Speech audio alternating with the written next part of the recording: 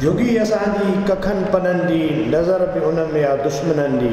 उर्दू जो कुझु मचो सिंधी जो कोटा पूरी थिए। जुगी असांजी कखन पननि जी नज़र उन में आहे दुश्मननि जी। रखी विया तिन कखनि ते केरी दुखी दुखी सां ॿरी पई आहे, ज़ुबान रत सां भरी पई आहे। इजो आयो मींहुं, इजो आयो मींहुं अवी अञा निंड में। पुसी वेंदव पखिड़ा, ॾुखिया ॾिसंदव ॾींहं। मुड़ुस त केॾा शींहं, लॼायो था लोईअ खे। मां हींअर पंहिंजे महिमान ख़ासि महिमाननि मां हिकिड़े मोतबर महिमान आज़ाद कश्मीर खां आयल सरोराजिया पार्टी जे बानी रहनुमा मोहतरम जनाब सज्जाद अफ़ज़ल साहब खे गुज़ारिश कंदुसि त हू मौलाना सिंधी मुतालिक़ पंहिंजे ख़्यालनि जो इज़हार कनि। मोहतरम सज्जाद अफ़ज़ल साहब।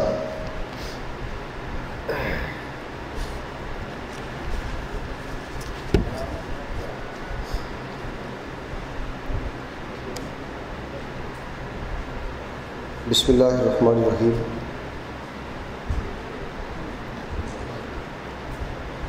मैं इनकलाब पसंदों के कबील से हूँ। मैं इनकलाब पसंदों के कबील से हूँ। हक़ पे जो डट जाए उस लश्करे कलील से हूँ। मैं यूं ही नहीं दस्तो गिरेबां ज़माने से, मैं यूं ही नहीं दस्तो गिरेबां ज़माने से, मैं जिस जगह पे खड़ा हूँ दलील से हूँ। सदर ग्रामी, स्टेज पे बैठे हुए मुअज़्ज़िज़ीन, सिंध की गयूर धरती के बाशऊर अहबाब,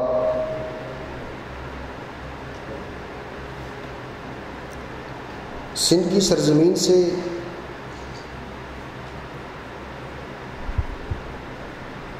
जब भी वास्ता पड़ा है, चाहे वो कराची हो या अंदरून सिंध का कोई एरिया हो, जब भी यहाँ हाज़िरी होती है तो बहुत सी मोहब्बतें मिलती हैं, बहुत कुछ सीखने को मिलता है, समझने को मिलता है। इस धरती से हमारी मोहब्बत अगर इमाम इनकलाब मौलाना उबैदुल्लाह सिंधी के नाम से है तो मौलाना सिंधी के मानने वाले बहुत से लोग, मौलाना सिंधी के जानने वाले बहुत से लोग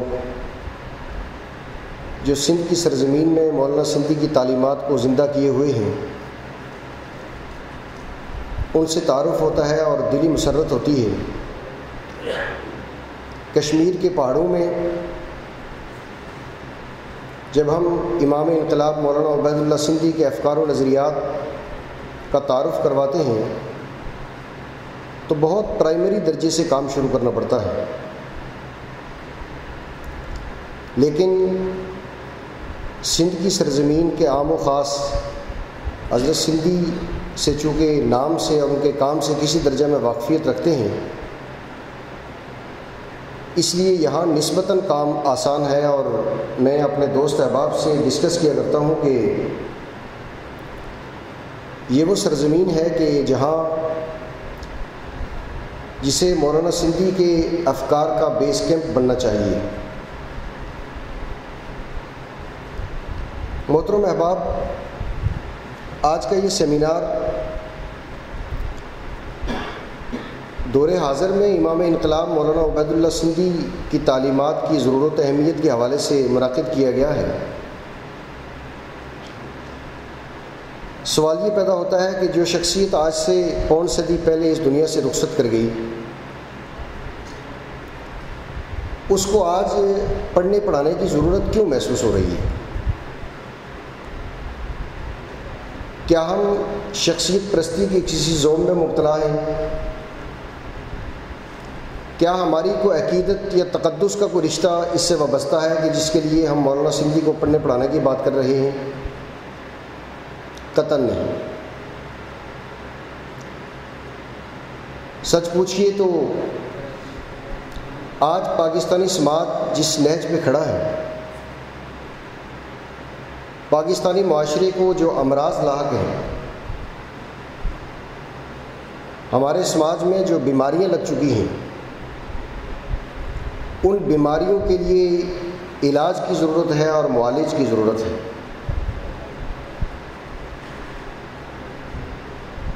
امام انقلاب مولانا عبید اللہ سندھی کا ایک تعارف یہ ہے کہ وہ مفسر قرآن ہیں۔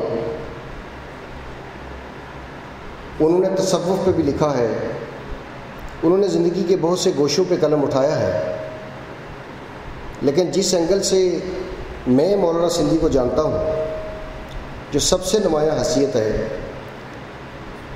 وہ یہ ہے کہ مولانا سندھی ایک سوشل سائنٹسٹ ہے، ایک سماجی سائنسدان ہے،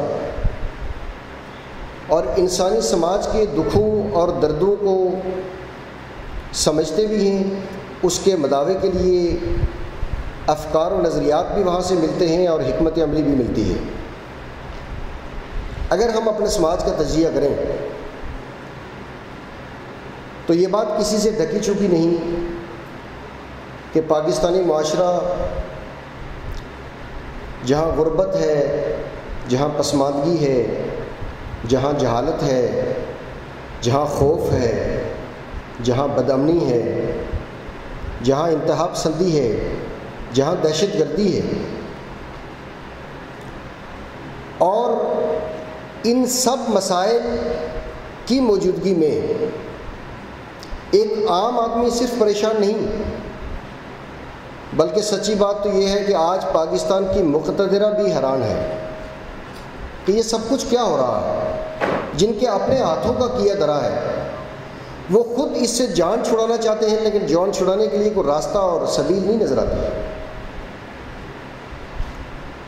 آپ پرنٹ میڈیا کو دیکھیے، الیکٹرانک میڈیا کو دیکھیے یا سوشل میڈیا کا وزٹ کیجیے، ایک وقت سے پاکستان میں کاؤنٹر نیریٹو تلاش کیا جا رہا ہے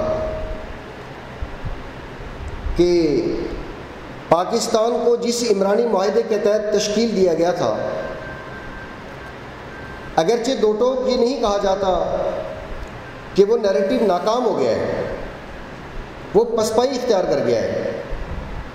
پاکستانی سماج ناکامی کے آخری دہانے پر کھڑا ہے، لیکن یہ ضرور کیا جا رہا ہے کہ ان مسائل سے نکلنے کے لیے کوئی راستہ ود ان سسٹم ملے، لیکن ایسا ہو نہیں رہا۔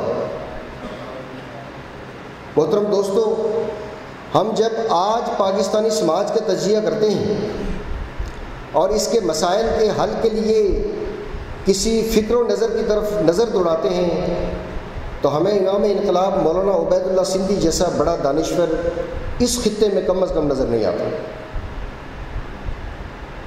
یہی وجہ ہے کہ ہم یہ سمجھتے ہیں کہ آج کا دور جس کی ہم بات کر رہے ہیں، آج کے دور کا تعلق تو پورے ورلڈ کے ساتھ ہے۔ ہم ورلڈ کے مسائل کو ڈسکس نہیں کر سکتے، حق بھی نہیں پہنچتا۔ دنیا کے مسائل اور ہیں، ہمارے مسائل اور ہیں۔ ہم دنیا سے بہت پیچھے ہیں، دنیا ہم سے بہت آگے نکل چکی ہے۔ ہمارے وہی مسائل آج ہمیں دامنگیر ہیں جو ایک صدی پہلے تھے۔ ہم کم از کم انسانیت سے ایک صدی پیچھے زندگی گزار رہے ہیں۔ آج پاکستان کا سب سے بڑا مسئلہ جس کی طرف محترم ہمارے بزرگ حافظ صدیق صاحب نشاندہی فرما رہے تھے، پاکستان کا سب سے بڑا مسئلہ یہاں کا طبقاتی تضاد ہے۔ پاکستانی سماج 2-3-4% سرمایہ داروں اور جاگیرداروں کے گرد گھوم رہا ہے۔ یہاں کی اکثریت آبادی 2 وقت کی روٹی باعزت روٹی سے محروم ہے، بنیادی ضروریات سے محروم ہے، اور اکثریت یہاں ذلت اور پسماندگی کی زندگی بسر کر رہی ہے۔ پاکستان کا بنیادی مسئلہ یہاں کا قومی تضاد ہے۔ آج پاکستان میں بسنے والی قومیں عدم تحفظ کا شکار ہیں. ان کی زبان محفوظ نہیں، ان کی تہذیب محفوظ نہیں، ان کا کلچر داؤ پہ لگا ہوا ہے، اور وہ اس کے لیے ہاتھ پیر مار رہی ہیں، لیکن مقتدرہ ہے کہ ان قوموں سے ان کی پہچان چھینتی جا رہی ہے. آج سندھی قوم کی آواز مقتدرہ کے کانوں میں نہیں پڑ رہی، نہیں سنائی دے رہی. آج بلوچی قوم کی چیخیں ہماری مقتدرہ کو نہیں سنائی دے رہی. آج کے پی کے میں بیٹھی ہوئی قوم کی آواز ہماری مقتدرہ کے کانوں میں نہیں پہنچ رہی. اور کشمیر کو جس چھری سے ذبح کیا گیا اور وہاں سے جو چیخ و پکار ہے وہ قریب ترین اسلام آباد کو سنائی نہیں دے رہی. ایک ہی بات سمجھائی جا رہی ہے کہ تم مسلمان ہو، اور یہ مسلمانوں کے لیے ملک بنایا گیا تھا، لہٰذا اس پہ اتفاق کر لو کہ یہ مسلمانوں کا ملک ہے اور تم سب مسلمان ہو. اور میرے دائیں بائیں جو اخبار لگے ہوئے ہیں وہ اسی کی نشاندہی کرتے ہیں. کہا جا رہا ہے یہ سندھی کیا پہچان ہے، یہ بلوچی کیا پہچان ہے، یہ تو اینٹی اسلام سوچ ہے، یہ تو مخالف مذہب سوچ ہے. ہم نے اسی سوچ کی بنیاد پر 71 کا حادثہ دیکھا. درست فرمایا کہ اکثریت اقلیت سے جدا ہو گئی. اسی سوچ کی بنیاد پر پاکستان کی مرکزیت آج ایک جبر کے نیچے زندگی گزار رہی ہے. قومیں محروم ہیں، اپنے وسائل پہ اختیارات نہیں ہیں، لیکن اس کے باوجود جبراً ان کو ایک وفاق کے ساتھ جوڑا جا رہا ہے. ایسے میں مولانا سندھی کی تعلیم کیا ہے؟ کیا مولانا عبید اللہ سندھی کو پڑھنے پڑھانے والے پاکستان مخالف ہیں؟ کیا وہ پاکستان کی بقا نہیں چاہتے؟ پاکستان کی سالمیت نہیں چاہتے؟ کیا سندھ جو ایک ملک ہے، بلوچستان جو ایک ملک ہے، پختون ایریا جو ایک ملک ہے، خود پنجاب ایک ملک ہے، کیا یہ ممالک پاکستان کی فیڈریشن سے الگ کو اپنی شناخت چاہتے ہیں؟ نہیں، ایسی بات نہیں ہے. وہ اپنی پہچان چاہتے ہیں اور اس اپنی پہچان کے ساتھ مرکز میں برابری کے حقوق چاہتے ہیں. یہ سوچ کہاں سے ملے گی؟ صرف اور صرف امام انقلاب مولانا عبید اللہ سندھی کے نظریہ نیشنلزم سے. مولانا عبید اللہ سندھی نے متحدہ ہندوستان میں جس کی طرف سید اصغر علی شاہ صاحب نے اشارہ فرمایا، محترم حافظ صدیق صاحب نے اشارہ فرمایا، مولانا عبید اللہ سندھی نے متحدہ ہندوستان میں کانگریس کے اس نظریے کو کہ ہندوستان کسی ایک قوم کا وطن ہے اور وحدانی بنیادوں پہ ہندوستان میں ایک مرکزی نظام بننا چاہیے، اختلاف کیا تھا. مولانا سندھی نے کہا تھا یہ تباہی کا باعث بنے گا، اور یہی وجہ ہے کہ مولانا سندھی نے انڈین نیشنل کانگریس کو یہ تجویز دی تھی کہ آپ نے جو کانگریس کمیٹی بنگال اور کانگریس کمیٹی پنجاب کے نام سے یہاں کے اقوام کی توہین کر رکھی ہے، یاد رکھیے ان قوموں کی توہین نہ کیجیے. آپ نیشنل کانگریس بنگال اور نیشنل کانگریس پنجاب لکھیے اور اس کے اوپر آل انڈیا انٹرنیشنل کانگریس بنائیے. ہندوستان قومی اجتماع نہیں ہے، یہ بین الاقوامی اجتماع ہے. ٹھیک ہے ہندوستان ٹوٹ گیا، پاکستان علیحدہ ایک شناخت بن گئی، اس کی ایک ملک بن گیا، لیکن کیا پاکستان ایک قوم کا وطن ہے؟ نہیں، یہ کئی اقوام کا وطن ہے.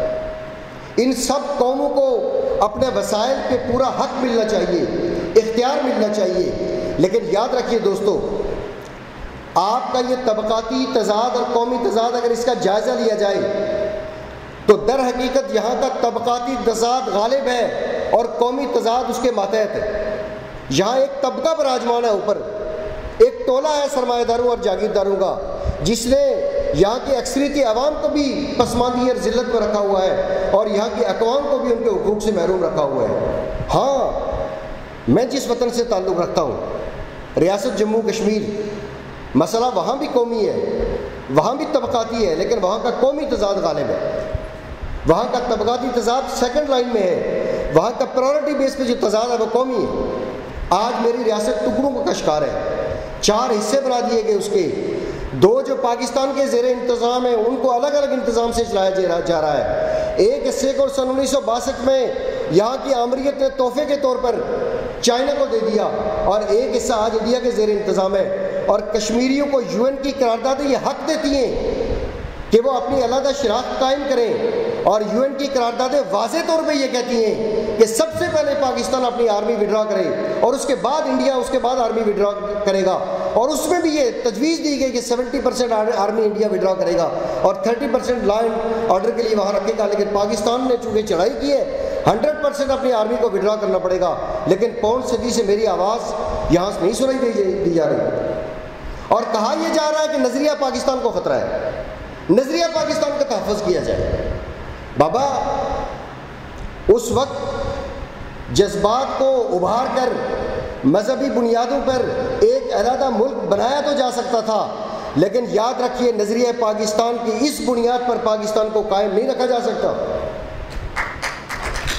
آج اگر پاکستان کو سالمیت چاہیے، پاکستان کو اگر وحدت چاہیے، پاکستان کو اگر عزت چاہیے، دنیا کی قوموں میں ایک باوقار ملک کے طور پر اپنی شناخت چاہیے، تو ایک نیو سوشل کانٹریکٹ یہاں کی اقوام کی بنیاد پہ دینا ہوگا، یہاں کی قوموں کے حقوق تسلیم کرنے ہوں گے۔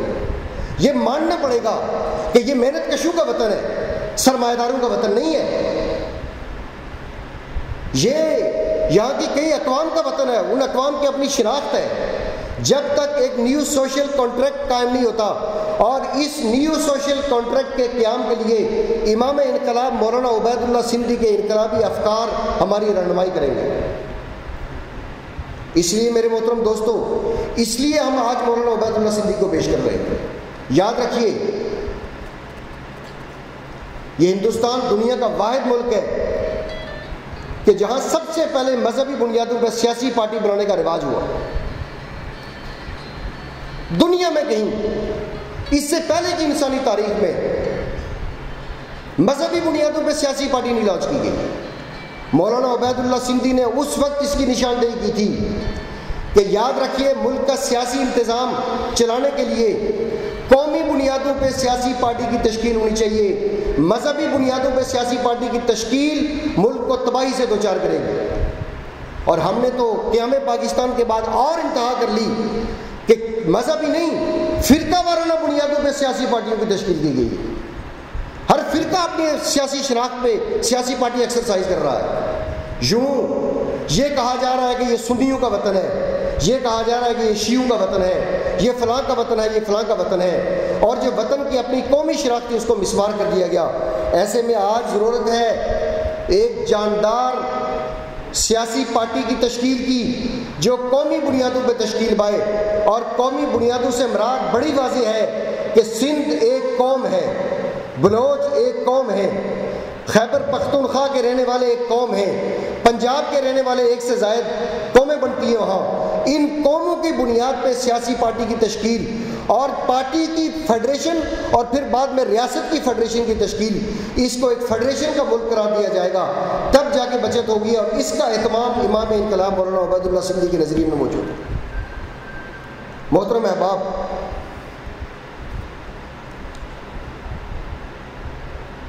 بڑی کوشش کی گئی کہ ہم مذہبی شناخت کی بنیاد پہ ملک کو بچا سکیں۔ آج 70 سال گزرنے کے بعد یہ شکوہ ہے کہ قدم قدم پہ انتہا پسندی کی نرسریاں بنی ہوئی ہیں، قدم قدم پہ دہشت گردی ترقی کر رہی ہے، کوئی مدارس میں تلاش کر رہا ہے، کوئی یونیورسٹیز میں تلاش کر رہا ہے، اور ہمارے یونیورسٹی اور مدارس کے لوگوں کو آپس میں لڑانے کی پلاننگ کی جا رہی ہے۔ کوئی اس کو مدارس میں تلاش کرتا ہے، کوئی یونیورسٹیز میں تلاش کرتا ہے، کوئی کسی ادارے میں تلاش کرتا ہے۔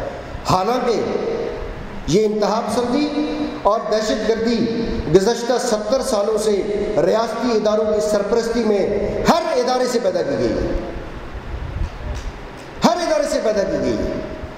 کسی ادارے کو یہ شوق نہیں تھا کہ وہ کتاب اپنے بچوں سے کھینچ کر ان کے ہاتھ میں کلاشنکوف تھما دے، کسی استاد کا شوق نہیں تھا، نہ کسی مدرسے کے استاد کا شوق تھا، نہ کسی یونیورسٹی کے استاد کا شوق تھا، لیکن ایک تصور دیا گیا کہ ہم نے چونکہ دنیا میں اسلام غالب کرنا ہے، ہم نے اوس پڑوس کو فتح کرنا ہے، ہم نے لال قلعے پہ اسلام کا جھنڈا لہرانا ہے، لہٰذا تم اسلامی فوج ہو، چاہے تم یونیورسٹی کے اسٹوڈنٹ ہو، چاہے تم کالج کے اسٹوڈنٹ ہو، چاہے تم مدرسے کے اسٹوڈنٹ ہو، تم تو ایک اسلام کی فوج ہو جس نے پوری دنیا میں اسلام کا غلبہ کرنا ہے۔ آج قدم قدم پہ انتہا پسندی کی نرسریاں بنی ہوئی ہیں، قدم قدم پہ دہشت گردی کی نرسریاں ہیں، جہاں سے ہم پرانے لوگوں کو مارتے ہیں، نئے لوگ آ رہے ہیں۔ ہم نے کوشش کی اس کو ایک تھیوکریٹک ریاست بنانے کی، ناکام ہو گئے۔ ایک تھیوکریٹک ریاست بنانے میں ہم ناکام ہو گئے۔ اوپر بیٹھی ہوئی مقتدرہ وہ چاہتی ہے کہ اس کا فیس لبرل رکھے، لیکن اندر ہی اندر ان انتہا پسندوں اور دہشت گردوں کو بھی اپنے ایسڈ، اپنے اسٹریٹجک ایسڈ بنا کر ان کو بھی باقی رکھا جائے، تاکہ جہاں جہاں جس چیز کی ضرورت ہو وہاں اس کو استعمال کیا جائے۔ آج ہم نے اپنے دوستوں کو یہ شعور دینا ہے، ان کو یہ سمجھ دینی ہے کہ ریاست کا کبھی کوئی مذہب نہیں ہوتا۔ مذہب انسانوں کے ہوا کرتے ہیں، ریاستوں کے کبھی مذہب نہیں ہوتے۔ اور یاد رکھیے، مولانا عبید اللہ سندھی کی اینک سے اگر تاریخ اسلام کا مطالعہ کریں گے، جسے تاریخ اسلام کہا جا رہا ہے، حقیقت یہ ہے کہ کہیں بھی اسٹیٹ کا مذہب نہیں رہا۔ کیا کسی خلیفہ نے، علماء کرام، کیا یہ حقیقت نہیں کہ باقاعدہ ایک خلافت کا ادارہ رہا ہے، ایک فقہا کا ادارہ رہا ہے، ایک صوفیہ کا ادارہ رہا ہے؟ مذہب اور مذہبی تعلیمات کا کام تو صوفیہ کرتے رہے ہیں، کیا کبھی کسی خلیفہ نے بھی مذہب پھیلانے کا کام کیا ہے؟ نہیں، کبھی اس کی شناخت اور پہچان نہیں رہی۔ پھر ہم نے اس کی مذہبی شناخت اور پہچان کا جو بیڑا اٹھایا، اس کے نتیجے میں انتہا پسندی اور دہشت گردی یہاں کی اسٹیٹ کی نگرانی میں پیدا کی گئی۔ امام انقلاب مولانا عبید اللہ سندھی رحمۃ اللہ علیہ اس وقت نشاندہی کر رہے تھے کہ تھیوکریٹک ریاست کا کوئی تصور مذہب اسلام میں موجود نہیں ہے۔ یہ دنیا کا سب سے بڑا سیکولر ریلیجن ہے، جو تمام مذاہب کو اپناتا ہے، جو تمام مذاہب کو برابر عزت دیتا ہے، جو بلا امتیاز مذہب، رنگ، نسل، جنس، ریاست کی تشکیل کا قائل ہے۔ آج پاکستان کی تشکیل نو مولانا عبید اللہ سندھی کے اس نظریے کی بنیاد پر اگر ہوگی تو ایک کاؤنٹر نیریٹو مارج وجود میں آئے گا، جس کی وجہ سے یہاں انتہا پسندی اور دہشت گردی سے ہمیں نجات مل سکتی ہے۔ آج قومی تشکیل کے بعد یہاں ریجنل پالیٹکس کا دور ہے۔ میں آخری گزارش کر رہا ہوں، معذرت بھی چاہوں گا، میرے لیے چونکہ حکم تھا کہ کوئی ٹائم لیمٹ نہیں ہے، اس لیے تھوڑا سا زیادہ جا رہا ہوں میں۔ میرے محترم دوستو، آج پاکستان کی مقتدرہ اپنے ریجن کی طرف التفات کر رہی ہے، اپنے ریجن کی طرف بڑھ رہی ہے، اگرچہ وہ بھی سامراج کی چھتری تلے۔ اس کے لیے بھی ایجنڈا پوائنٹ واضح نہیں ہے، لائنیں واضح نہیں ہیں، لیکن بہرحال یہ سمجھا جا رہا ہے کہ اگر شنگھائی کوآپریٹو کونسل کا ادارہ ہے تو اس میں ہمیں بطور مہمان ہی صحیح لیکن بلا لیا جائے تو اچھی بات ہے۔ اور انہوں نے تو کہا ہے کہ آپ کو مستقل ممبرشپ مل گئی ہے یا ملنے والی ہے۔ امام انقلاب مولانا عبید اللہ سندھی نے آج سے 75 سال پہلے، بلکہ 100 سال پہلے 1924 میں، تقریباً 90-95 سال پہلے اس بات کی نشاندہی کی تھی کہ قومی تشکیل کرنے کے بعد آج انٹرنیشنلزم اور نیشنلزم کا درمیانی مرحلہ ریجنلزم ہے۔ ہمیں ریجن کی اقوام کی طرف بڑھنا پڑے گا، ہمیں ریجنل بلاکس بنانے پڑیں گے۔ آج اگر افریقہ کی ممالک اپنے ریجنل بلاک بنا رہے ہیں، یورپ دنیا میں اگر آج اپنا اثر و نفوذ رکھتا ہے تو ریجنل بلاک کی بنیاد پر۔ ایشیا آج تک کوئی جاندار بلاک نہیں بنا سکا، اور اس کے راستے میں سب سے بڑی رکاوٹ معذرت کے ساتھ اسلامی پاکستان رہا ہے، مذہبی پاکستان رہا ہے۔ اس بات کو سمجھنے کی ضرورت ہے کہ آج نیشنلزم کی بنیاد پر ایک نئے سوشل کنٹریکٹ کے بعد، پاکستانی اقوام کو ایک فیڈریشن میں ڈھل جانے کے بعد، جو دوسرا سب سے بڑا اہم مرحلہ ہے وہ ریجنل پالیٹکس کا اور ریجنل اتحاد کا ہے۔ ہمیں ریجن کی اقوام سے مذہبی بنیاد پہ اپنی دشمنیاں ختم کرنی پڑیں گی، ہمیں ریجنل بنیادوں پر یہاں کے بلاک کا ایک کاؤنٹیبل حصہ بننا پڑے گا، تب جا کے ہم دنیا کے اقوام میں کوئی رول پلے کر سکتے ہیں، بلکہ اپنی نیشنلزم کو سروائیو کر سکتے ہیں، اس کی بچت کر سکتے ہیں۔ اس لیے ہم مولانا عبید اللہ سندھی کی تھاٹ کو آج سلیوٹ کیوں کرتے ہیں، ہم سلام کیوں کرتے ہیں کہ جب یہ بات کانگریس کے قریب سے نہیں گزری تھی اور لیگ کے تصور میں بھی نہیں تھی، ہندوستان کے کسی رہنما کے تصور میں بھی نہیں تھی، اس وقت مولانا عبید اللہ سندھی نے اس کی نشاندہی کی تھی کہ ریجنل بلاک میں جانے کے بغیر ہم دنیا میں کوئی کردار ادا نہیں کر سکتے۔ بدقسمتی سے پاکستان میں اگر کوئی پروگریسو لیڈر بھی آیا ہے تو وہ عالم اسلام کے اتحاد کا داعی رہا ہے۔ کہاں عالم اسلام؟ عالم اسلام آپ کو نظر آتا ہے کہیں؟ آج سیریا کے معاملے میں جو کردار روس ادا کر رہا ہے، کیا عالم اسلام نظر دکھتا ہے آپ کو کہیں؟ آج ایران کے معاملے میں جو کردار روس ادا کرتے ہوئے نظر آتا ہے، وہ آپ کو نظر آتا ہے؟ اسی روس کو منظر سے ہٹانے کے لیے ہم نے جہاد کے نام سے پاکستان میں طوفان کھڑا کیا، اور ہم نے یہ طے کیا کہ جناب ہم لادین روس کے خلاف جنگ کریں گے۔ مولانا عبید اللہ سندھی نے یہ بات بھی ہمیں سمجھائی تھی کہ تم جس نقطہ نظر سے سوشلزم کو پڑھ رہے ہو، اس نقطہ نظر سے سوشلزم کو کبھی سمجھ نہیں پاؤ گے۔ آپ اس کا مذہبی مطالعہ کر رہے ہو، وہ ایک معاشی سائنس ہے۔ بھائی معاشیات کی سائنس کو عقیدے کی اینک سے کیسے سمجھا جا سکتا ہے؟ کیسے پاسبل ہے؟ بھائی پل بھی کبھی کوئی ڈاکٹر بنا سکتا ہے، علاج بھی کبھی کوئی انجینئر کر سکتا ہے، پاسبل ہے؟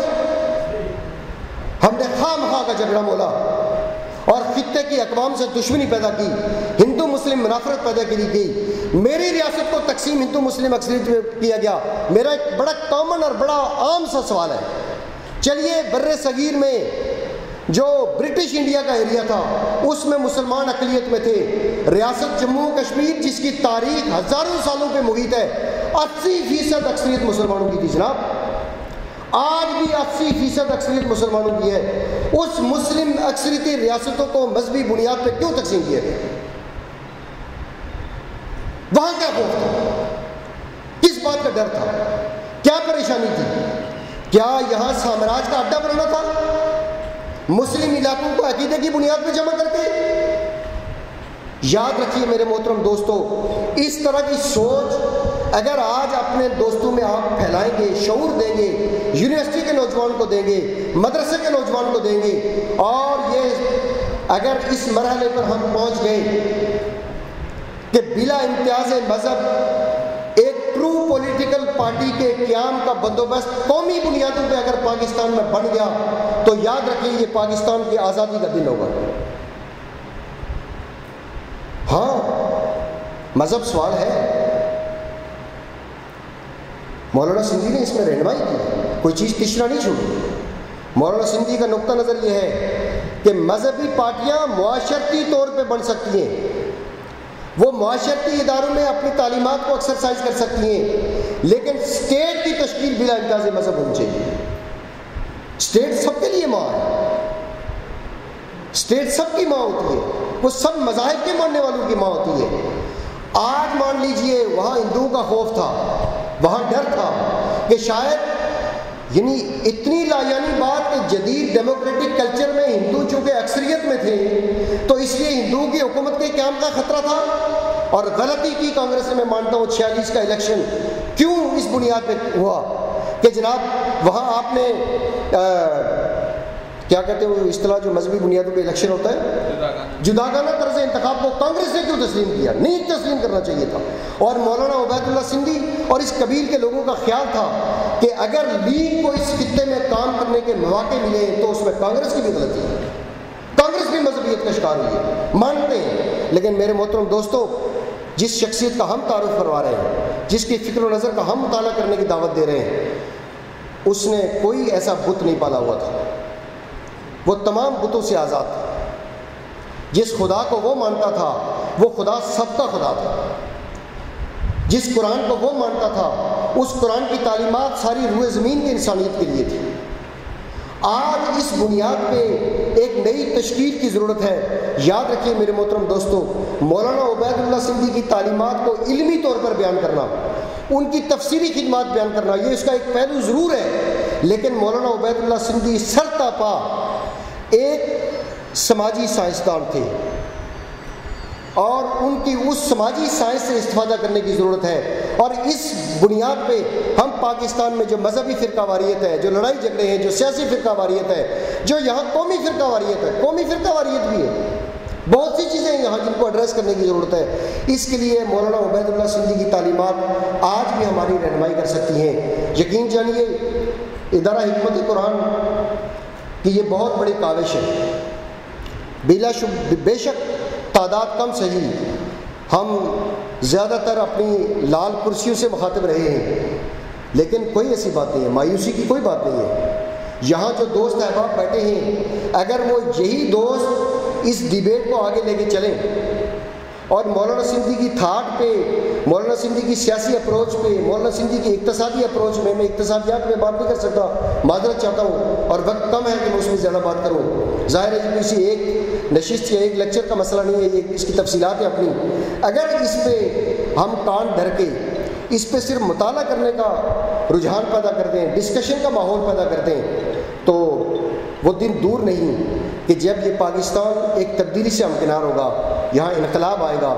میں آخر میں اس دعا کے ساتھ کہ ہے دعا، خاک وطن ہی سے کوئی فرد اٹھے، ہے دعا خاک وطن ہی سے کوئی فرد اٹھے، صاحب عزم کسی گھر سے کوئی مرد اٹھے، یا اٹھے گرد کسی مرد کی تربت سے، یا بدل دے دلوں کو جو دلوں کو وہ کوئی درد اٹھے۔ شکریہ۔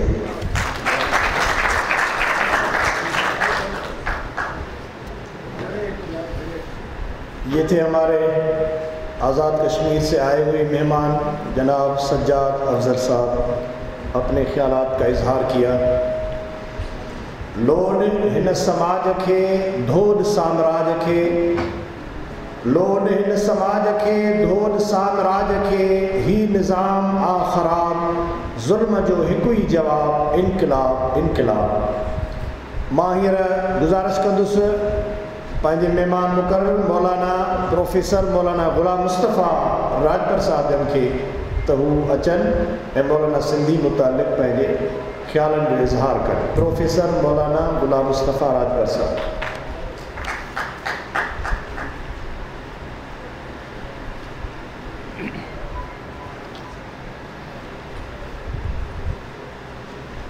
بسم اللہ الرحمن الرحیم، نحمدہ و نصلی علی رسول الکریم۔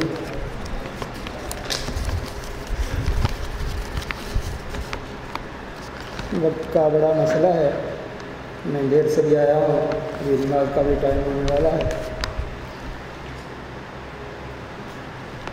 باتیں بہت ساری ہو چکی ہیں اور آگے بھی ہوتی رہیں گی۔ میں شکر گزار ہوں ادارہ حکمت قرآن کا، جنہوں نے یہ اچھا پروگرام کیا ہے۔ لوگوں کی کمی کوئی مسئلہ نہیں ہے، ایک آدمی اگر ہو، ایک فقہ میں ہم مسئلہ پڑھاتے ہیں شفع کا مسئلہ، کہ اگر ایک آدمی سنتا ہے کہ میرے پڑوس میں یہ چیز جو بکی ہے اس پر میرا حق ہے، تو اگر وہ اکیلا بیٹھا ہے تو اس کو اظہار کرنا چاہیے کہ میں لوں گا تو اس کا حق بنے گا، اگر نہیں تو اس کا حق گویا کہ ختم ہو گیا۔ تو مقصد کہنے کا یہ ہے کہ ایک آدمی اپنے سے بھی بات کر سکتا ہے، دیواروں سے بھی بات کر سکتا ہے، فقط اس کو بات کرنے کا ارادہ ہو تو وہ بات ختم نہیں ہوتی۔ تو یہ تو مسئلہ نہیں ہے کہ کتنے لوگ سننے والے ہیں، کیونکہ ایک بات یہ بھی ہے کہ مولانا کا جو فکر ہے، ہم یہ سمجھتے ہیں کہ شاید مولانا کو 60-70 سال گزر گئے، کسی نے ان کی بات کو اہمیت نہیں دی، ایسا ہے نہیں۔ ایک بیج ہوتا ہے، وہ پڑا رہتا ہے ایک زمین میں، جب اس کے مناسب موسم ہوتا ہے تو وہ نکل آتا ہے۔ تو اس کے حقیقی طور پر مولانا کے افکار پر عملی ایک نظام بننے کا زمانہ ابھی آیا نہیں ہے۔ یورپ نے 300 سالوں کی جدوجہد میں، اور اس میں جب عروج پر پہنچے، آخری ہماری اس صدی گزری ہوئی میں بھی 2 عظیم جنگیں لڑی ہیں، قومیں قوموں سے اس طرح ٹکرائی ہیں کہ خالی دوسری جنگ عظیم میں روس کے 2 کروڑ آدمی مر گئے۔ ابھی اسلامی دنیا میں کیا ہوا ہے؟ کتنے لوگ مرے ہیں ادھر؟ ابھی تو کچھ بھی نہیں ہوا جو سیریا میں ہو رہا ہے، جو عراق میں ہو رہا ہے۔ ابھی تو قوموں کو قوموں سے ٹکرانے دو، ابھی تو طبقوں کو طبقوں سے ٹکرانے دو۔ شاہ صاحب نے تو فرمایا تھا جو انقلاب دے رہا آئے گا، بڑی خون ریزیاں اس سے پہلے ہوں گی۔ یہ ہم تھوڑا سیلف سینٹرک ہو جاتے ہیں کہ سب کچھ ہمارے زمانے میں ہی ہو جائے، میرے زمانے میں نہیں ہوا تو نہیں آیا انقلاب۔ ارے بھائی 120 سال پہلے اس وقت دنیا کی آبادی میں سے کوئی بھی انسان نہیں تھا، تو زمین تو تھی، انسانیت بھی چلتی ہے، تو انقلاب تو سینکڑوں سالوں تک چلتے ہیں۔ ابھی چائنا کا دورہ ہوا جو وزیر کا افریقہ میں، تو اس نے کہا کہ ہم نے ہزاروں جو قدم اٹھانے ان میں سے پہلا قدم اٹھایا ہے۔ تو لوگ تو اس طرح سوچتے ہیں، ایک قدم کو بھی قدم شمار کرتے ہیں۔ تو میں سمجھتا ہوں کہ مولانا عبید اللہ سندھی کے افکار پر، جو در حقیقت شاہ صاحب کے ہی تمام افکار کا سمجھو کہ ان کی ترجمانی ہے، اور مولانا ایسے سمجھیں کہ شاہ صاحب کے جو تجدیدی افکار ہیں اس کے وارث ہیں۔ یہ بات ہم کہتے ہیں، ہر ایک کہتا ہے، میں اس کو تھوڑا اس نظر سے دیکھتا ہوں کہ شاہ صاحب کے ارتفاقات کو بھی اگر ہم پڑھیں، ارتفاق کا جو نظریہ ہے، تو اس میں ہمیں یہ دکھائی دیتا ہے کہ انسان کی سوسائٹی جو ہے وہ ایک ترقی پذیر ہے، آگے بڑھتی ہے، اور دین میں بھی یہ بات ہے کہ وقت کے ساتھ خدائی تدبیر کا بھی تعلق ہوتا ہے۔ آپ فجر کی نماز فجر کے وقت میں آپ کو پڑھنی ہے، حالانکہ خدا اس سے پہلے بھی موجود ہے، بعد میں بھی موجود ہے، یہی انسان پہلے بھی موجود ہے، بعد میں بھی موجود ہے، لیکن فجر کی نماز کا ایک وقت ہے۔ تو الہی تدبیر میں بھی اوقات اور زمانے کا لحاظ ہوتا ہے، اس اعتبار سے نوعیت بدل جاتی ہے۔ جب ہم کہتے ہیں، مثال کے طور پر مولانا کے نظریات کے حوالے سے بات جو ہے کہ مولانا عبید اللہ سندھی کے افکار کی موجودہ دور میں اہمیت، تو وہی بات جو کاؤنٹر نیریٹو کی آئی، تو تھوڑا اگر ہم غور کریں کہ مسلمانوں میں غور کریں، تو ایک تو ہمیں خلافت عثمانیہ نظر آتی ہے، ادھر ہندوستان میں سلطنت مغلیہ نظر آتی ہے، وہ ایک زمانہ تھا۔ ابھی آرگیومنٹ ہم یہاں نہیں کرتے کہ خلافتی دور مسلمانوں کا کس طرح رہا، اچھا تھا یا برا تھا، اس پر بحث کرنے کی اپنی ایک لاجک ہے، اپنا ایک طریقہ ہے، ہم اس پہ اس کے اصول طے کریں گے، اور تھوڑا میں اشارہ یہ بھی کروں کہ اس میں ہر ایک یہ اصول مانتا ہے۔ مثال کے طور پر ہم دیکھتے ہیں کہ اورنگزیب کو بہت سارے ہمارے دوست جو ہے بہت برا بھلا کہتے ہیں، قومی بنیاد پر یا دوسرے بنیاد پر، لیکن ہم اکبر کو اچھا کہتے ہیں، کوئی اکبر کو، کوئی اورنگزیب کو اچھا کہے گا، کوئی اکبر کو کہے گا۔ تو کہنے کا مطلب ہے کہ جن اصولوں پر اورنگزیب کو ٹھکرائے گا، ان اصولوں پر اکبر کو بھی ایک حد تک مانے گا۔ ایک آدمی جو اکبر کو نہیں مانے گا، اورنگزیب کو مانے گا، اصول وہی کرے گا۔ یہ باتیں ذرا تفصیلی ہیں۔ کہنے کا مطلب کہ ایک زمانہ تھا جب بادشاہتی دور تھا تہذیبی اعتبار سے، اس زمانے میں دو باتیں تھیں۔ ایک بات یہ تھی کہ ایک قوم کے اندر جو قیادت تھی وہ ایک خاندان کے لیے تسلیم کی جاتی تھی، یعنی ایک قوم میں ایک خاندان کو سربراہی، رہبری، سیاسی ہر قسم کی تسلیم کی جاتی تھی، ساری قوم تسلیم کر لیتی تھی۔ اس کے اثرات ہیں آج کل بھی جو آہستہ آہستہ ختم ہو جائیں گے، کہ ہم کہتے ہیں کہ بھائی بھٹو کا وارث بھٹو ہو، بشیر قریشی کا وارث انعام قریشی ہو، مثال کے طور پر اس طرح ہر ایک پارٹی وغیرہ میں ہوتا ہے۔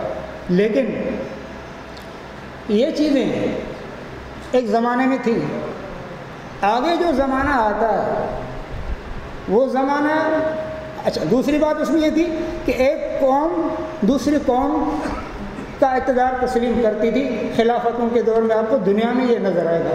اور وہ جو میں نے بات کہی، تو دیکھو برطانیہ میں بھی ابھی تک یا یورپ میں بھی بادشاہتیں آئینی شکل میں ان کو ریڈیوس کر کے بھی ایک حد تک رکھا گیا ہے، ورنہ خالص جمہوری حساب سے تو برطانیہ کی رانی کی کیا اس کے لیے کوئی 1 روپیہ بھی زیادہ کسی دوسرے انگریز سے زیادہ اس کے لیے خرچ نہیں ہونا چاہیے۔ لیکن ابھی تک برطانوی جمہوریت بھی گویا کہ ان اثرات سے پوری طرح آزاد نہیں ہوئی ہے۔ خیر، اب جو نیا دور ہے وہ دور ہے کہ دنیا بدل رہی ہے۔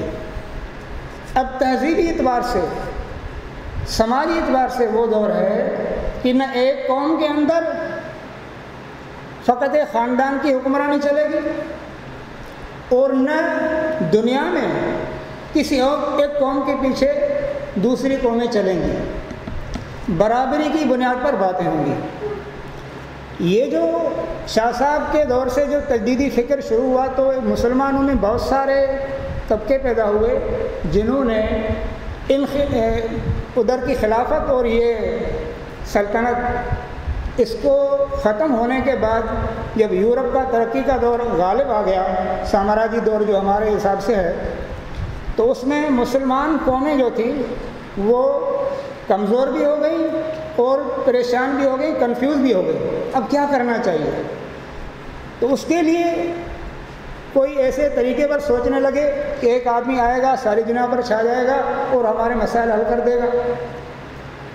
تو جو مسلمانوں میں جدت پسندی کی تحریکیں اٹھیں وہ ایک تحریک نہیں ہے، اس میں مختلف خیال کے لوگ ہیں، مختلف نظریات ہیں، طبقاتی نظام بھی ہے، بہت ساری باتیں ہیں، جدیدیت ہے، لیکن پورا پیکیج جس میں تمام چیزوں کو حل کیا جائے، تمام مسائل کو حل کیا جائے، مذہب کو بھی پوری اہمیت دی جائے، انسان کو بھی پوری اہمیت دی جائے، قوموں کو بھی پوری اہمیت دی جائے، وہ کائناتی تناظر کے اعتبار سے بھی صحیح ہو، دنیاوی تناظر کے اعتبار سے بھی صحیح ہو، وہ ساری چیز یہ شاہ صاحب کا فلسفہ ہے اور اس کو مولانا عبید اللہ سندھی سے زیادہ کسی نے اس کو واضح نہیں فرمایا۔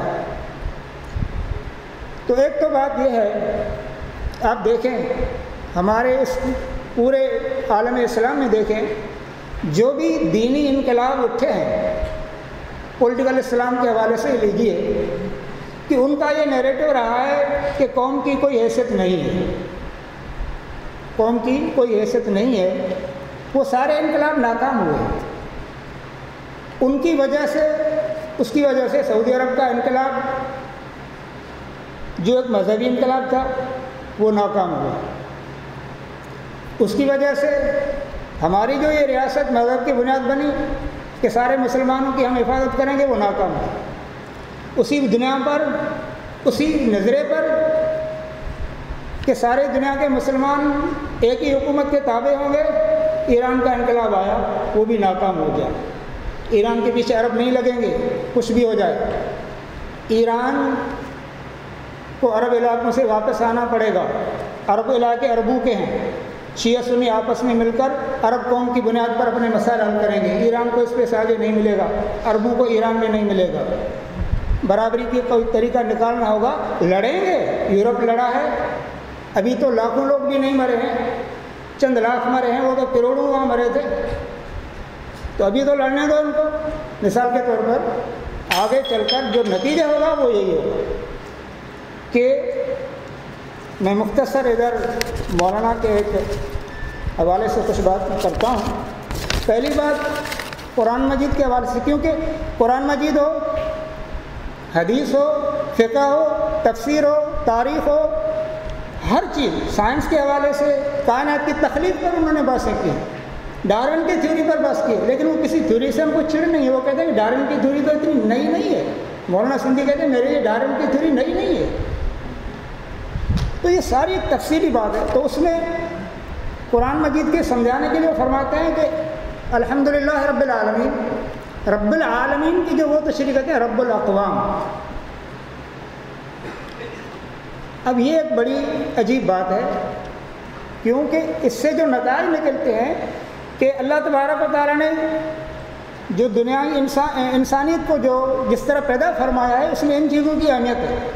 تفصیل میں نہیں جاؤں گا، ورنہ بہت ساری آیات میرے سامنے دی کہ العالمین کی تشریح جو مولانا عبید اللہ سندھی نے رب الاقوام کے طور پر کی، رب العالمین کی، اس کی کتنی اہمیت ہے آج کل کے زمانے میں۔ خلافت کے حوالے سے مولانا فرماتے ہیں کہ بین الاقوامی خلافت میں ان کے سندھی تفسیر سے جو مولانا محمد مدنی کو انہوں نے لکھوائی تھی، اور میں نے یہ بیت الحکمت مدرسہ مظلوم میں جہاں میں کام کرتا ہوں بطور ناظم کے، تو وہاں یہ ساری چیزیں مجھے پڑھنے کا موقع ملا ہے، پڑھانے کا بھی۔ تو فرماتے ہیں، میں آخری الفاظ کہہ کر یہ پورا کروں گا۔ سندھی سے میں اردو ترجمہ پڑھ رہا ہوں۔ خلافت کا مفہوم جو لوگوں نے سمجھا ہے وہ ناممکن الوقوع ہے۔ ہماری طبیعت اس غلطی سے صاف ہے۔ ہمارے پاس کوئی ایک شخص دنیا کی ایک بین الاقوامی ایک خطے پر حکومت نہیں کر سکتا۔ اس بین الاقوامی اجتماع کا مالک، اس کی مالکی ہم اللہ کے ساتھ خاص کرتے ہیں۔ اب قوموں کے جھگڑے کو ختم کرنے کے لیے حق یہ ہے کہ سب اللہ کو بادشاہ مانیں۔ اللہ کے قوانین انبیاء کے ذریعے لوگوں کو معلوم ہوئے ہیں، ان کی حفاظت کے لیے انسانوں کی ایک جماعت جمع کی جائے، اس جماعت کو خلیفۃ اللہ کہا جائے۔ یہ جماعت اپنا عارضی پریزیڈنٹ ہمیشہ منتخب کرتی رہے گی اور وہ خلیفہ بنے گا۔ اس کا ازل اور نسب اس مرکزی جماعت کا کام ہے۔ براہ راست یہ خلیفہ قوموں سے تعلق نہیں رکھے گا، یعنی کسی ایک قوم کا نمائندہ نہیں ہوگا۔ مرکزی جماعت میں ہر قوم کے نمائندے موجود ہیں اور تمام قوموں کی بادشاہی ان نمائندوں کے ذریعے، تمام قوموں کے حکمران ان نمائندوں کے ذریعے اپنی نگرانی قائم رکھیں گے۔ اس مرکزی جماعت کے ممبر ہر ایک خلیفۃ اللہ ہیں۔ ایک خلیفہ جو ان کے قائم مقام ہوگا، ان کے فیصلے سے ہی مقرر ہوگا، اس کا ازل اور نسب اس کا مستقل حق نہیں ہوگا، یعنی اس کو ہٹایا بھی جائے گا، رکھا بھی جائے گا۔ یعنی بین الاقوامی طور پر جو ایک نظام بنایا جائے گا وہی آ کر مسئلے کا حل کرے گا، اس طریقے پر کہ ہر قوم کا اس میں برابر کا حصہ۔ تو آج کل کے اعتبار سے آپ دیکھیں گے، اگر غور سے دیکھیں گے، خاص طور پر میں پولیٹیکل اسلام کے حوالے سے بات کروں گا، مسلمانوں کی سیاسی جماعتوں کے حوالے سے کہوں گا کہ یہ تضاد اور اسی کا شاخسانہ ہے کہ جتنی بھی اسلامی تحریکیں جس بھی نام سے ہوں یا آگے بھی جو پیدا ہوں، داعش ہو یا کوئی نئی خواہش ہو، جو بھی نیشنلزم کا انکار کرے گا وہ نہ اسلام کی خدمت کرے گا نہ انسانیت کی خدمت کرے گا۔ تمام وہ تحریکیں نقصان کا، ابھی میں نے مثال دی سعودی عرب کی، مثال دی ایران کی، مثال دی پاکستان کی، افغانستان کا بھی وہی اشر ہوا۔ پیسہ اسامہ بن لادن کا استعمال کیا، لیکن ملا عمر ادیری رہا، اس مہمان کو نکال دیا باہر۔ کیوں؟ کہ وہ برابر کا شہری نہیں تھا، پیسہ سارا اس کا خرچ ہوا، لیکن شہری افغانستان کا نہیں تھا تو وہ اپنی بات ادھر نہیں منوا سکا۔ ملا عمر کو سب تسلیم کرتے ہیں، ادھر کے طالبان کو فیسلیٹیٹ کرنے کے لیے تیار ہیں، عرب طالبان کو کوئی قبول کرنے کے لیے تیار نہیں ہوگا۔ یہ ایک حقیقت ہے، یہ ایک حقیقت ہے۔ دوسری طرف ایک بات ہمارے ترقی پسند طبقے کو بھی مد نظر رکھنی چاہیے کہ مولانا عبید اللہ سندھی اگر محض سیاسی بات کرتے تھے تو نیشنلزم کی بات تو دوسرے نے بھی کی، پھر مولانا عبید اللہ سندھی کی اہمیت کیا ہے؟ تو مذہب، دین، آسمانی کتابیں اپنے تمام تر الفاظ کے ساتھ، اپنے تمام تر پیغام کے ساتھ، اس میں ایک شوشہ برابر بھی مولانا عبید اللہ سندھی کم نہیں کرتے۔ خدا کا تصور جس طرح مذہب میں سمجھایا گیا ہے، مولانا عبید اللہ سندھی اس کو ایک سائنسی طرز فکر کے طور پر سمجھاتے ہیں، اور ہم الحمدللہ ان باتوں کو اپنے دوستوں کو سمجھا سکتے ہیں۔ ہمارے سندھ میں ایک مسئلہ آج کل ہو گیا ہے کہ بھئی سارے مسئلوں کا حل فقط صوفیانہ کلام کی مجلسیں ہیں، صوفی راگ سنو سارے سندھ کے مسائل حل ہونے گے۔ کاؤنٹر نیریٹو یہ ہے کہ مذہبی ادارے، مدرسے وغیرہ ساری چیزیں ختم، صوفیانہ راگ۔ بھائی صوفی تو راگ تو ہر ایک سنتا ہے، نئی چیز بتاؤ نا۔ راگ کون نہیں سنتا؟ آپ میں سے کسی نے راگ نہیں سنا؟ ہر ایک سنتا ہے، مسجد والا بھی سنتا ہے، مولوی بھی سنتا ہے۔ نئی بات بناؤ جو مسائل کا حل ہو، جو فطرت کے مطابق ہو۔ تو یہ بات ترقی پسند ہمارے ان سے ملنا ہوتا ہے، بعد میں ختم کرتے ہیں۔ ابھی بھی ایک پروگرام میں میری بات ہوئی تھی، سارے ترقی پسند دوست کمیونسٹ وغیرہ تھے۔ میں نے کہا کہ بھائی آپ نے یہ جو نظریہ بنایا ہوا ہے کہ مذہب انسان کے ذہن کی پیداوار ہے، یہ بھی فساد کی جڑ ہے۔ مذہب انسان کے ذہن کی پیداوار ہے، اس کا مطلب کہ حضرت محمد اچھے آدمی تھے، قرآن خود ہاتھ سے لکھا، حضرت موسیٰ اچھے آدمی تھے، توریت اپنے ہاتھ سے لکھا۔ یہ نیریٹو بھی نہیں چلے گا، یہ نیریٹو بھی نہیں چلے گا۔ کیوں کہ رب الاقوام ہے. زمین پر اس دھرتی پر سندھیوں کو جی ایم سید شاہ عبداللطیف بھٹائی نے پیدا نہیں کیا، اللہ نے پیدا کیا. اللہ نے بٹھایا. شاہ عبداللطیف بھٹائی کو اللہ نے پیدا کیا، جی ایم سید کو اللہ نے پیدا کیا. سندھیوں کو اگر سندھ کی دھرتی دی ہے تو اللہ نے دی ہے. خدا سے بغاوت کر کے زمین پر رہ سکتے ہو؟ وآخر دعوانا الحمدللہ.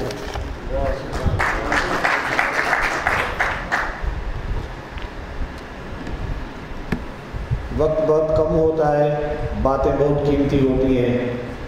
ہر گل رنگ بوئے دیگرس، ہر پھول کی خوشبو اور رنگ اپنا اپنا ہوتا ہے. جن مہمانان گرامیوں نے خطاب کیا، ہر ایک کی بات اپنی اپنی جگہ پہ بہت وزن لگتی تھی. موضوع تو ایک ہی تھا اور ہم سب کی دلی چاہت تھی کہ وہ مزید بولیں، اور کافی ہمارے مفکرین عظیم ساتھی جو رہ بھی گئے بات کرنے سے وقت کی قلت کی وجہ سے. ہم سب ساتھیوں کے مشکور ہیں جو تشریف لائے.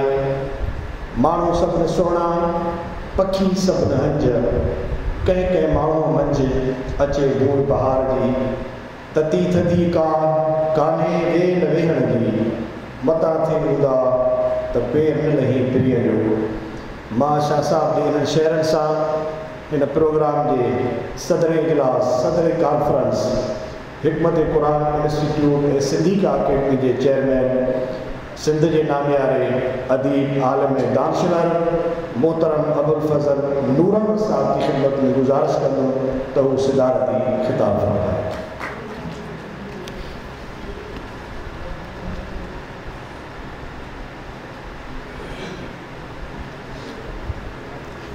बिस्मिल्लाहिर्रहमानिर्रहीम. स्टेज पर बैठे हुए आले दानिश और सामीन, हमारे बहुत सारे मुकर्ररों ने मौलाना सिंधी के हवाले से जो अपने बयानात किए हैं, जो अपने ख्यालों का इज़हार किया है, वो बहुत जामे हैं, हमारे सामने आए हैं. मैं सिर्फ गुजारिश ये करूँगा कि ज़हीन लोग जो कौमों के लिए लीजेंड होते हैं, वो ज़्यादा ज़हीन लोग जो है वो अपने वक्त से पहले की बातें सोचते हैं. उनके साथ खुदा की, उन मोमिनों के साथ खुदा की एक मेहरबानी होती है, फरासत की, और वो मुस्तकबिल बीनी करते हैं. वो मुस्तकबिल के नज़रिए, मुस्तकबिल के थाट, मुस्तकबिल की बातें अपनी अपनी अक़वाम को बताते हैं. हमारे शाह लतीफ़ बिटाई 300 साल पहले के अहले दानिश हैं, लीजेंड हैं सिंधी कौम के, और सिंध के लोगों को उन्होंने अपने थाट और फ़िक्र और नज़रियात जो मुंतकिल किए हैं, अब उनको समझने और उनको परखने के अब हालात पैदा हो रहे हैं. जो समाजियाती नए निज़ाम हमारे सामने आ रहे हैं, उनको सामने रखते हुए सिंध के लोग अब उनको दरियाफ्त करने की कोशिश कर रहे हैं, और वो भी मुकम्मल तौर पर नहीं, बल्कि हमारे बहुत सारे पढ़े लिखे लोगों का ये ख्याल है कि अभी हमें कुछ डिकेड से इंतज़ार करना पड़ेगा.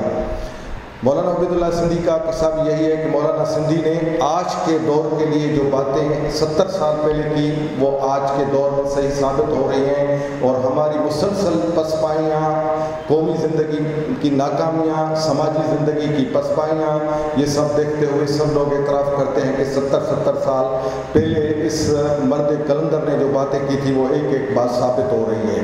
लेकिन आने वाले मज़ीद 70 सालों में इन बातों की जो हक़ानियत साबित होगी और जो नई नस्ल पर जो हकीकतें वाज़ेह होगी, वो नई नस्ल उठेगी और इन लीजेंड लोगों को जो है वो अपना ऐसा रहनुमा बनाएगी कि आप तसव्वुर भी नहीं कर सकते. और इन लीजेंड लोगों के ख़िलाफ़ जिन लोगों ने बातिल नज़रियात उनके कांधों में और उनकी किस्मत में और उनकी मुक़द्दर पे थूपे, उन लोगों की कब्रों पर जा के ये नई नस्लें अपने जूते बरसाएगी. یہ دور آنے والا دور جو ہے وہ فیصلہ کرے گا، اور ہم اس دور کے منتظر ہیں، اور ہم اپنی نئی نسل کو شرط یہ ہے کہ یہ چیزیں لمحہ بلمحہ مرحلہ وار اپنے لوگوں تک پہنچاتے رہیں۔ ہم نے حکمت قرآن انسٹیٹیوٹ کی طرف سے مولانا عبید اللہ سندھی کے نظریات کو، ان کے تھاٹ کو، ان کے قرآنی فلسفے کو، قرآنی علوم کو ایک اکیڈمک ڈسپلن میں نئی نسل کے سامنے پہنچانے کا تہیہ کیا ہے۔ تمام دوستوں سے گزارش ہے کہ وہ اپنی نئی نسل کو ان سے استفادہ کرائیں۔ حکمت قرآن انسٹیٹیوٹ کی کتابیں باہر اسٹال پر بھی موجود ہیں، اور میں گزارش کروں گا، آپ سے ریکویسٹ کروں گا کہ آپ ان کتابوں کو ایک دفعہ دیکھیں ضرور، اور علوم قرآن کے حوالے سے ان کتابوں سے ضرور استفادہ کریں۔ آخر میں تمام دوستوں کا شکریہ ادا کرتا ہوں، خاص طور پر کشمیر سے آئے ہوئے دوستوں، لاہور سے، ڈیرہ اسماعیل خان سے، کوٹیا سے، ایبٹ آباد سے، پاکستان کے طول و عرض سے، اور سندھ کے مختلف شہروں سے آئے ہوئے تمام ساتھیوں کا شکر گزار ہوں۔ انہوں نے مسلسل 2 دن بیٹھ کے مولانا سندھی کے نظریات کے حوالے سے یہاں پر فکر مندی کی ہے، اور اس فکر کو نئی نسل تک پہنچانے کے لیے پلاننگ کی ہے۔ ان سب کا شکریہ، اور انشاءاللہ یہ سلسلے جاری رہیں گے۔ یہ سیمینارز ہر تیسرے مہینے پاکستان کے کسی نہ کسی شہر میں منعقد ہوتے رہے ہیں، اور ان سیمینارز کے ذریعے ہماری نئی نسلوں کے لیے ایک پیغام نکلے گا جو ہمارے ایجنٹس کو ہماری نئی نسل تک ضرور پہنچائے گا۔ آپ لوگوں کا بہت بہت شکریہ۔ ہم اس کے ساتھ ہی اپنے پروگرام کا اختتام کرتے ہیں۔ مولانا محمود صاحب سے گزارش کروں گا کہ وہ دعائیں